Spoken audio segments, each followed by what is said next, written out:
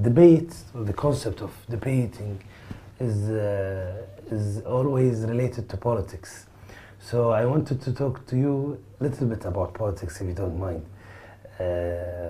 away from religion. Maybe it will take us back to religion, but politics is part of religion. Not today's politics. But sure, sure. We struggled in knowing where you are. We read news all over the social media that, sorry to say, but you're hunted now. Why are you hunted? The best answer that I can give is, I think it is mainly because of my popularity. I've been doing Dawah for more than 25 years in India, and my lectures are there on the media, on the social network, on the YouTube, everywhere. And I was expecting that I'm living in a country, India, which is not very comfortable for the Muslims. And I've been doing Dawah, and I thought, and I was sure, that one day there will be trouble. That was the reason that we had taken whatever precautions we could. And recently, 3 years back, there's a new government that came to power. And we know we have a new Prime Minister, that Narendra Modi. Mm-hmm. And we knew that about 15 years back, when he was the Chief Minister of Gujarat, one of the states in India, there are many NGOs, many organizations have given several reports that he was responsible for killing of more than 2,000 Muslims, making a state organized, killing of Muslims at large scale. So much so that there were cases filed against him in different parts of the world. He was not given entry to USA, to UK, and he was not allowed to enter many countries of the world for several decades. About 3 years back, when there was election, he won the election and became the Prime Minister. Now, when he became the Prime Minister, all these sanctions were removed. So this is democracy. Irrespective of who you are, if you are elected, to build relationship, they can put anything down. And he traveled to many countries, including Muslim countries, to build relationship in the first couple of years of his tenure. And it is known that the party that he belongs to is against the Muslims. And we're expecting this to happen. And he was waiting to get some excuse to stop my activities. Last Ramadan, on the 27th of Ramadan last year, yes, that the 1st of July, there was a terrorist attack that took place in Dhaka. Sorry. And 6 terrorists, they killed about 20 foreigners in the neighboring country. And one terrorist happened to be my fan on the Facebook.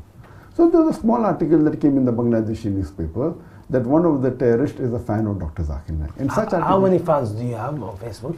On the Facebook, alhamdulillah, now there are about 16.6 million fans. Okay. Out of which so he is one out of 16.6 million, 4.5 million are from Bangladesh. Okay. So he's one of the 16.6 million who liked me. And this news had come several times before. Most of the Muslims in the world, because of the popularity of Peace TV, which has a viewership of 200 million, when you catch a Muslim, there are high chances you know me. So even the terrorist attack that took place, whether in Glasgow or New York or Australia, when they catch a Muslim, he's been seeing my videos. But never has that been made into an issue.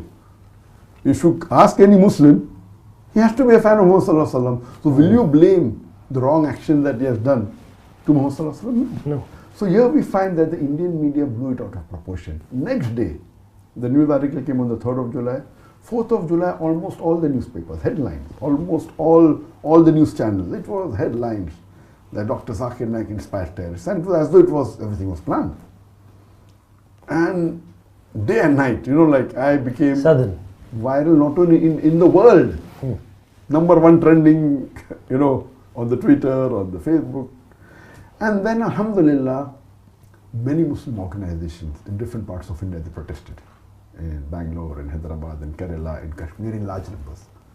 And one thing good, mashallah, that the Muslims who even differed with me, the difference of opinion in views, even they stood up, saying we disagree that Dr. Zakir is not a terrorist.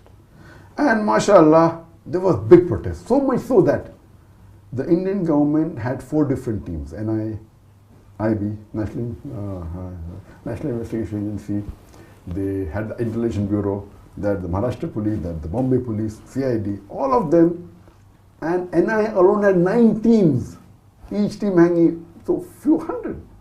And the amount they spent money in doing research, that they saw most of my tapes, everything, no problem, I was happy about it. After 1 month, on 2nd of August, they were forced to say in the parliament that nothing is wrong found with Dr. Zakir Naik. He did not find any evidence in his speeches, nor in his lectures. So most of the protest stopped.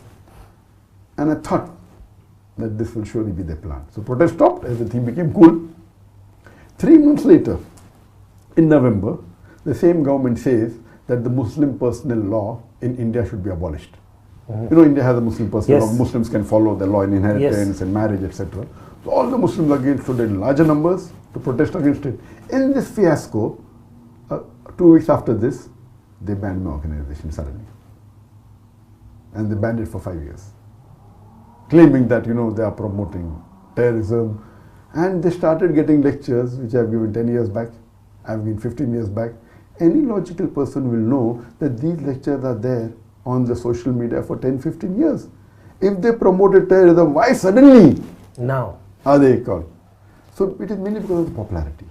And it is shocking that the Indian government many a times before has called me to give lecture on religion in the National Academy in Hyderabad. National Academy of Hyderabad is the largest institute for training police.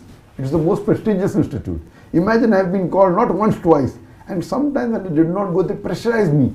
Allah. They used influence. I'm saying, busy, no, you have to go. So twice I've addressed them, to IPS officers, to the top ranking police. So do you mean to say they've called a terrorist? Not that they found a lecture which I gave just 6 months back or 1 year back. These lectures were given 10 years, 15 years back. They're taking a clipping out of context and trying to prove to the world that I'm promoting terrorism. And as you may be aware, that the World Economic Forum has said that the second most unjust media in the world is the Indian media. Never ever in the history before has anyone who has been so popular, so well known, his life is open in the media like an open book. You know, we have Peace TV, mashallah, name is Peace, Kana Salam, having an English language, Urdu, Bangla, Chinese. The network has more than 200 million viewers.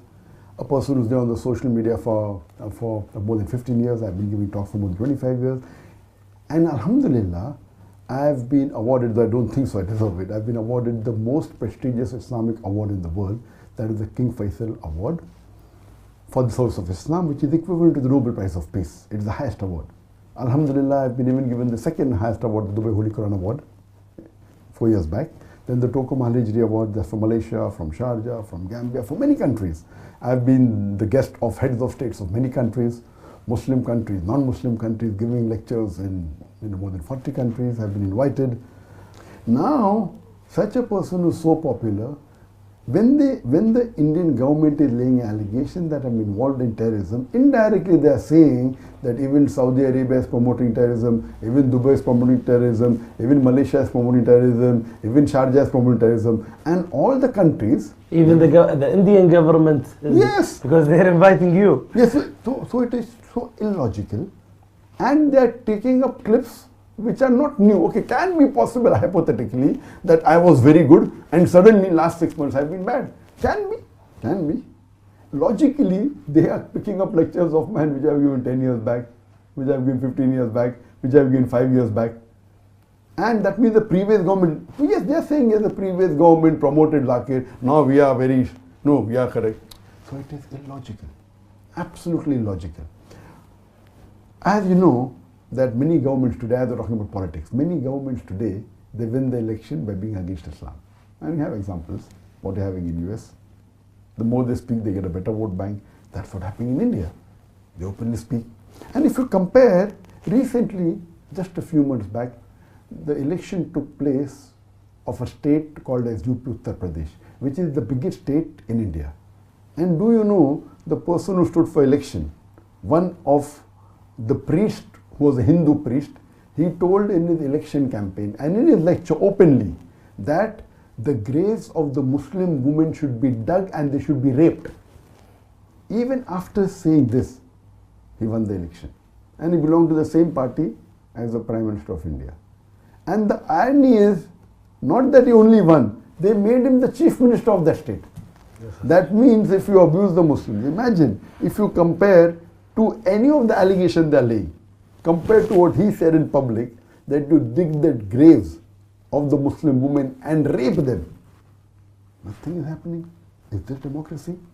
What is exactly happening in a few days ago? Why is it now more critical than ever? Yes, previously it was more localized and the Muslim Indians supported me, alhamdulillah. When they called me for interrogation on 31st of January, I did not receive any official letter from them. What I was hearing from the media. When I heard from the media, my lawyer gave them my email. And when I got the email, I replied on the email. I'm willing to come on video conferencing. I'm willing to do a Skype interview. What do you want? I'm ready to cooperate. What do you want? They are laying allegations that I'm doing money laundering.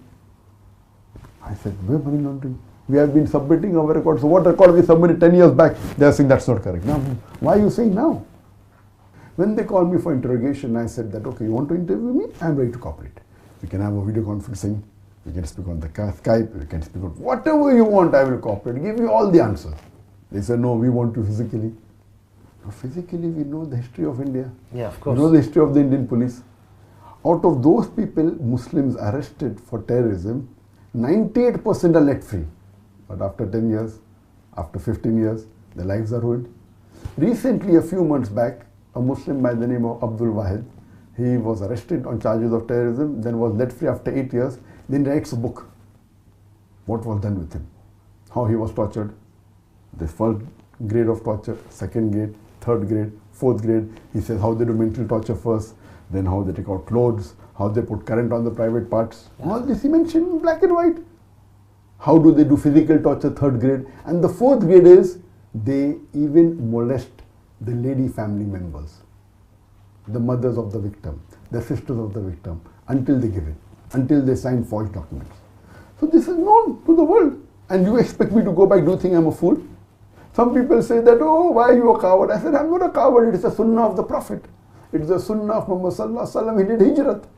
Right. When it's difficult to practice your deen and propagate your deen there, India, by law, we are allowed to preach and propagate our religion. I did not break a single law of the Indian law, not a single. It's allowed by law for me to preach and propagate and practice my faith. Muhammad sallallahu alaihi wasallam is the best example. And alhamdulillah, it's a blessing of Allah subhanahu wa ta'ala that He took us out of India at the right time. The times are getting from bad to worse. And I was aware that, mashallah, you see on the videos, there are non-Muslims, there are Hindus who respect me. The majority of the Hindus, they are good. They love the Muslims. It is these politicians who actually instigate them to do action against the Muslims. Now in India, Muslims are being lynched because on allegation that they're eating beef, they're hanged in public. He didn't have beef, he had meat. And then the police is saying, we'll do investigation whether it was beef or meat. Nonsense. You're hanging a person in public. So now the times in India is very bad. I'm thanking Allah subhanahu wa ta'ala, it took me out at the right time. As far as the investigation is concerned, I'm ready to cooperate, but they don't want me to interrogate on the phone. Because when they do it on the phone or in the media, I would love, let the audience, let it be an open interrogation. Why are you wanting a private? Because you know there is something to hide. In privacy, you can surely threaten me. You can torture. That you cannot do. In public, you cannot do on a video conferencing. So this is nothing but tactics. Now the media is saying, because they gave me 3 summons and I did not respond to that, now they have put an unbailable warrant against me. One. This is what happened a few days ago. That happened about a month back. Yeah. Few days back, what happened, 10 days back, that warrant they took and now they are telling to the Indian government that request to the Interpol that Dr. Zakir Naik should be put on the red corner notice. So now, 1 week back, the Indian government, according to the media reports, have sent a request to the Interpol saying that Dr. Zakir Naik is promoting terrorism, therefore he should be put on the red corner notice, and anywhere in the world, any country finds him, should arrest him and send him to India.